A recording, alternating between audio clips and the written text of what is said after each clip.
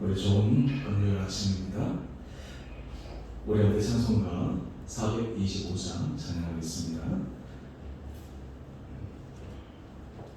찬송가 425장입니다. 주님의 뜻을 이루소서. 고요한 중에 기다리니 진흙과 같은 날 빚으사 주님의 영상 만드소서. 주님의 뜻을 이루소서. 주님 발 앞에 엎드리니 나의 맘속을 살피시사 눈보다 이게 없소서. 주님의 뜻을 이루소서. 병들어 몸이 피곤할 때 권능의 손을 내게 펴사 강건케 하여 주옵소서. 주님의 뜻을 이루소서. 온전히 나를 주장하사 주님과 함께 동행함을 만민이 알게 하옵소서.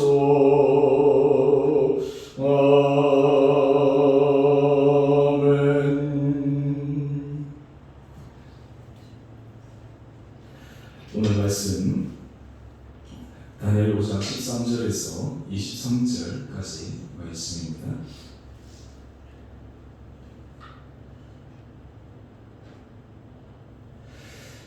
이에 다니엘이 부름을 받아 왕의 앞에 나오매 왕이 다니엘에게 말하되 내가 나의 부왕이 유다에서 사로잡아 온 유다 자손 중에 그 다니엘이냐? 내가 네게 대하여 들은즉 내 안에는 신들의 영이 있으므로 내가 명철과 총명과 이상한 지혜가 있다 하도다. 지금 여러 지혜자와 술객을 내 앞에 불러다가 그들에게 이 글을 읽고 그 해석을 내게 알게 하라 하였으나 그들이 다 그 해석을 내게 보이지 못하였느니라. 내가 내게 대하여 들은즉 너는 해석을 잘하고 의문을 푼다 하도다. 그런즉 이제 내가 이 글을 읽고 그 해석을 내게 알려주면 내게 자주색 옷을 입히고 금사슬을 내 목에 걸어주어 너를 나라의 셋째 통치자로 삼으리라 하니 다니엘이 왕에게 대답하여 이르되 왕의 예물은 왕이 친히 가지시며 왕의 상급은 다른 사람에게 주옵소서. 그럴지라도 내가 왕을 위하여 이 글을 읽으며 그 해석을 아뢰리이다.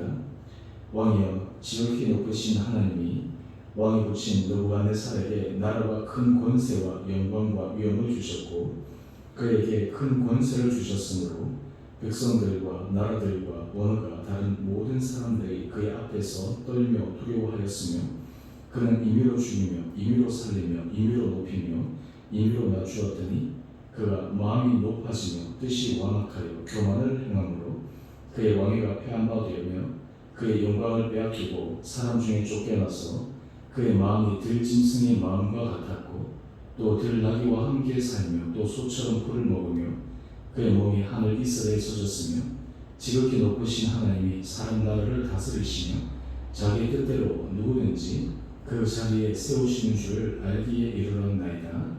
벨사살 왕이여, 왕은 그의 아들이 되어서 이것을 다 알고도 아직도 마음을 낮추지 아니하고 도리어 자신을 하늘의 주제보다 높이며 그의 성전 그릇을 왕 앞으로 가져다가 왕과 귀족들과 왕후들과 후궁들이 다 그것으로 술을 마시고 왕이 또 보지도 듣지도 알지도 못하는 금, 은, 구리, 새와 나무, 돌로 만든 신상들을 찬양하고 도리어 왕의 호흡을 주장하시고 왕의 모든 길을 작정하시는 하나님께는 영광을 돌리지 아니한지라.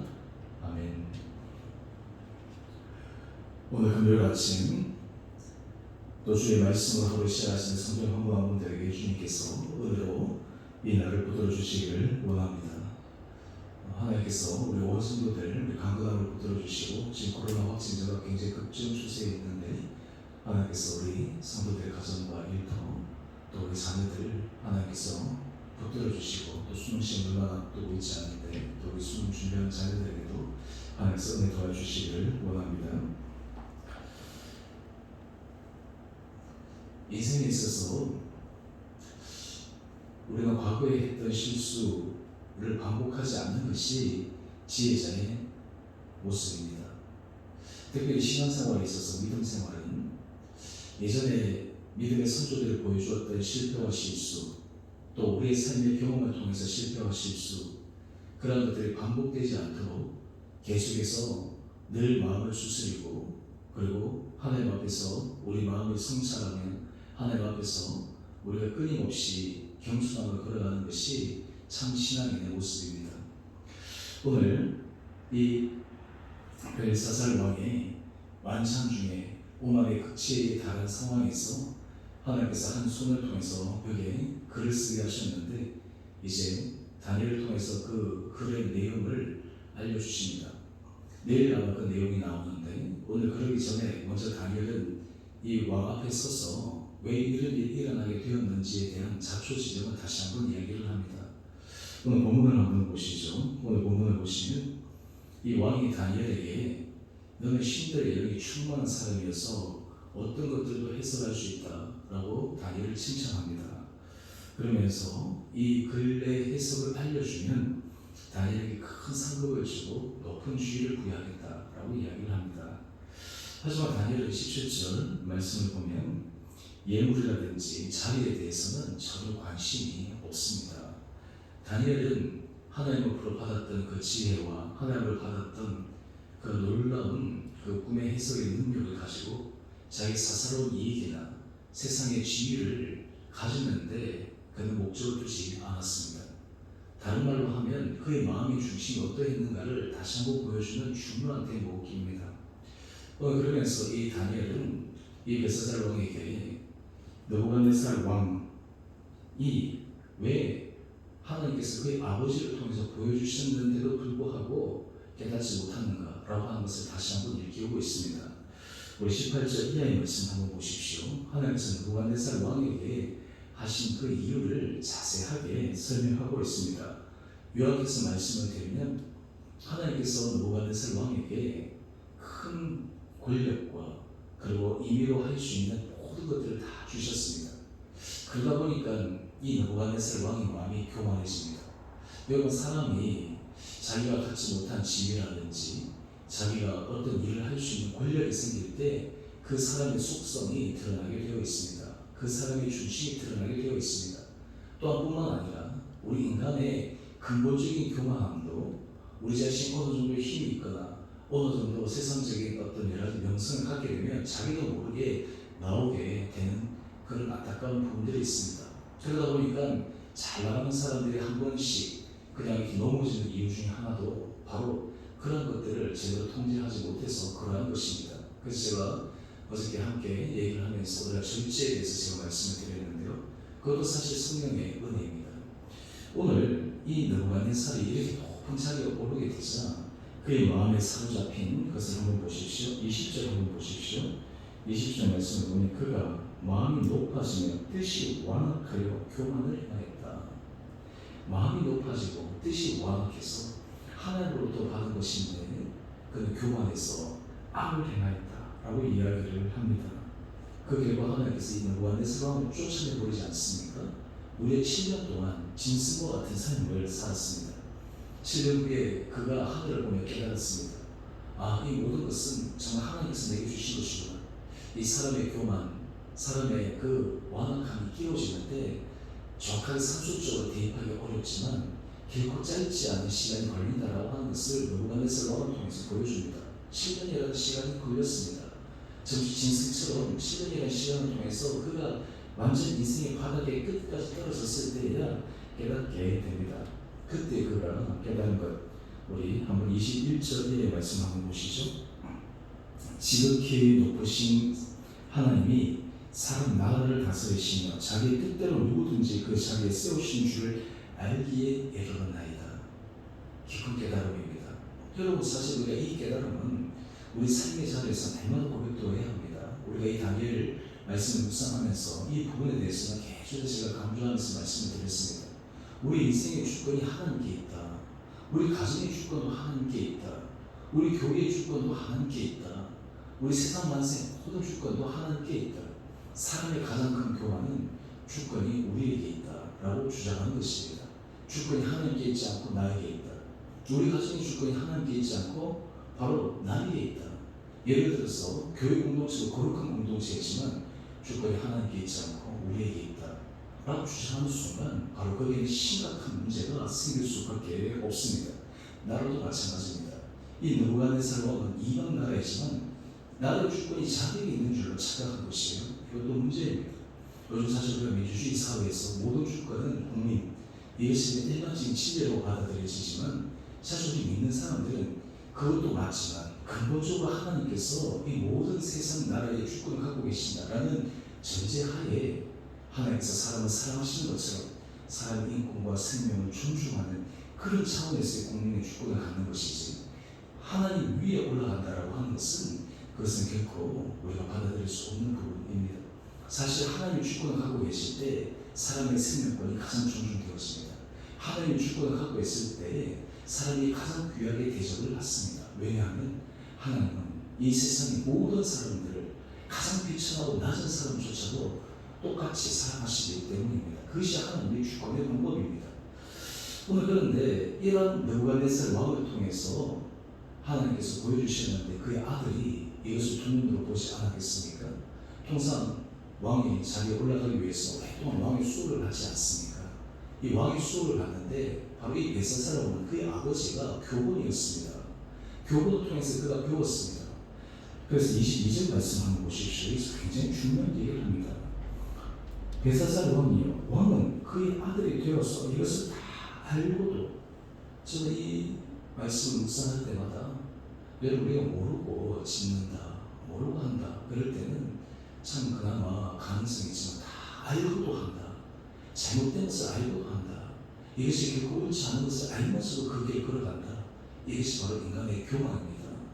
무지하고 모를 때는 깨닫게 하면 되는데 알면서 불구하고 그 길을 걸어가는 것이 바로 교만입니다. 그런데 여기서 보면 그런데도 아직도 마음을 낮추지 아니하고 마음을 낮추지 아니하는 것입니다. 이것이 벨사살 왕의 문제였습니다. 여러분, 이것이 비단 벨사살 왕의 문제겠습니까? 바로 이 벨사살 왕의 문제는 사람의 근본적인 문제를 상징적으로 보여주는 것이고, 오늘 우리가 신앙생활하는 우리들에게 있어서도 이 벨사살 왕과 같은 이런 잘못된 마음을 가지고 살아갈 때가 얼마나 많이 있습니까? 그러면서 23절 말씀 한번 보십시오. 도리어 자신을 하늘의 주제보다 높이고 하나님보다 자기를 더 높이고 심지어는 성전 그릇을 왕 앞으로 가져다가 자신도 알지 못하는 그런 우상 신들을 찬양하고 모든 호흡을 주장하시는 하나님께 영광 올려드리지 않고 오히려 자신의 영광을 사람들에게 드러내는 이 벨사살 왕에게 하나님께서 경고하신 것입니다. 내일 말씀이지만 그 내용은 바로 메네메네 대겔 우바르신이라고 하는 것인데요. 여기서 간략하게 얘기하면 메네 왕의 시대는 이미 끝났습니다 라는 것입니다. 대겔 저주에 달아갔더니 부족하게 보였다 라는 것입니다. 우바르신, 이것을 베르스라고 얘기하는데요, 메대와 야사사나에게 왕의 나라가 나뉘었습니다 라는 글입니다.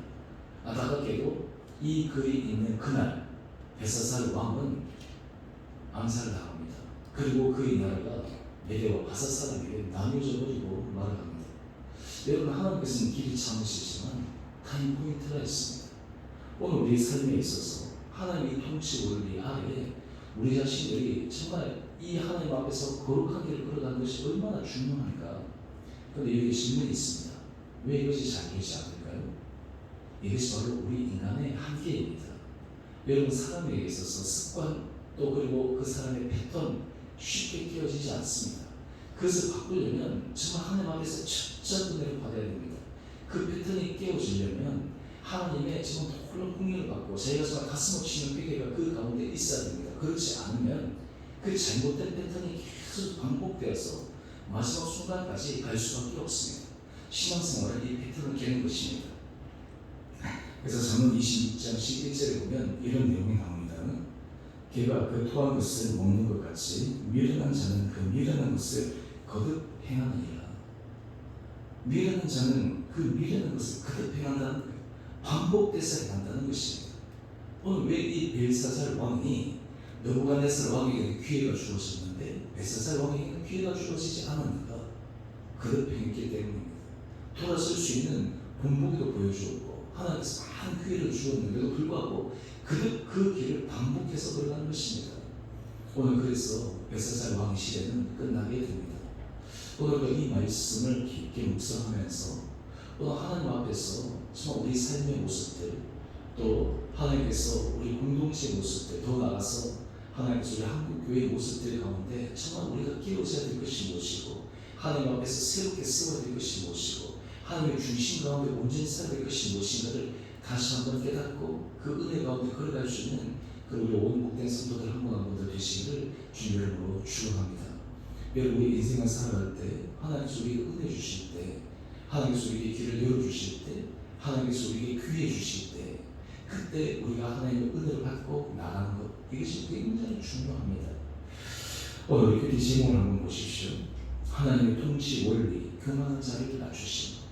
바로 이 벨사살은 교만한 자를 낮출 뿐만 아니라 그의 생명도 끝나고 그의 나라도 끝나고 그의 나라가 메대와 바사 사람에게 넘겨주게 되는 그런 격변의 시대를 맞이하게 되는데 바로 그 근본적인 이유가 그의 교만함이 있었다라고 하는 것을 오늘 본문은 알려주고 있습니다.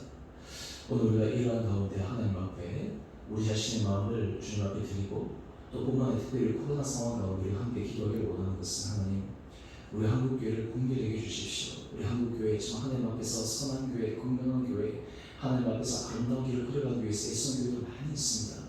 하지만 우리 한국교회 전반의 가운데 우리가 바뀌어야 될 부분들도 있습니다. 우리 정말 하나님의 주권이 아니라 정말 세상에 여러 가지 것들이 정말 중심이 되어서 교회가 세상과 별반 다를 바 없는 그런 안타까운 모습도 있습니다. 주님 이 한국교회를 불쌍히 여겨주셔서 이 한국교회가 정말 하나님 은혜 가운데 새롭게 쓰게 하여 주십시오. 우리 주님의 공동체도 그렇게 하여 주십시오. 저희도 그런 은혜를 더하여 주십시오. 우리는 주님의 은혜가 없이는 한순간도 우리의 교만과 우리의 아집과 우리의 이기적인 마음에서 벗어날 수가 없습니다. 주님 저희를 불쌍히 여겨 주십시오. 우리가 이런 기도와 간구를 통해 우리 온 성도들 한 분 한 분들에게 하나님께서 날마다 새로운 은혜 더하여 주시기를 원합니다. 이번 주부터 이제 온라인 예배를 드리게 되는데요. 여러분 하여튼 삶의 자리에서 우리 신앙의 중심과 우리 마음이 주님 앞에 집중되기를 원하고 더욱더 우리가 하나님 앞에서 우리 온 성도들이 한 마음으로 우리의 믿음 앞에서 걸어가서 오히려 이 시기를 통해 우리 신앙이 후퇴하거나 우리 신앙이 나태해지는 것이 아니라 정말 신앙 가운데 더 돈독해지고 하나님의 더 깊은 교제와 주님의 은혜 가운데 더 깊게 들어갈 수 있는 복된 시간들을 될 수 있도록 함께 같이 마음 모아 기도해 주시고 특별히 지금 코로나 확진자 너무 많이 증가해서 이 수능 시험 앞두고 우리가 많은 기도가 필요할 때입니다. 특히 수능 시험을 위해서 또 우리 교회에 수능을 치는 우리 자녀들을 위해서 함께 같이 기도해 주시기 바랍니다. 우리 기도하겠습니다.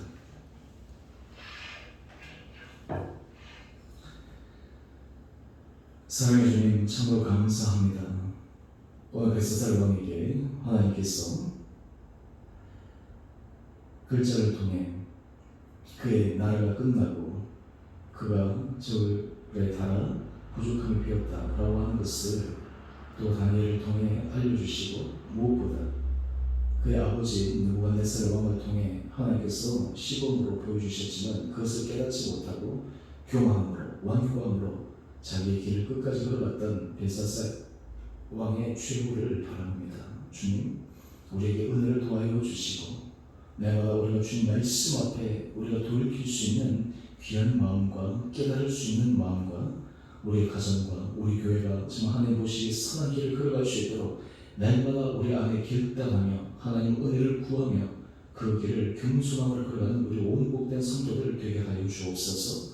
주님 특별히 한국교회를 불쌍히 여겨주시고 하나님 이 교회가 하나님 보시기에 선한 길을 걸어갈 수 있도록 많은 주의 지도자들을 세워주시고 또 우리 가운데 부족한 부분들 우리 가운데 정말 하나님 앞에 선하지 못한 마음들 이기적인 마음들 하나님 앞에서 정말 우리 안에 이중적인 모든 마음들을 철저하게 내려놓고 주님 앞에 다시 한번 회개함으로 이 한국교회가 세워질 수 있는 계기가 될 수 있도록 은혜를 도와려 주시옵소서.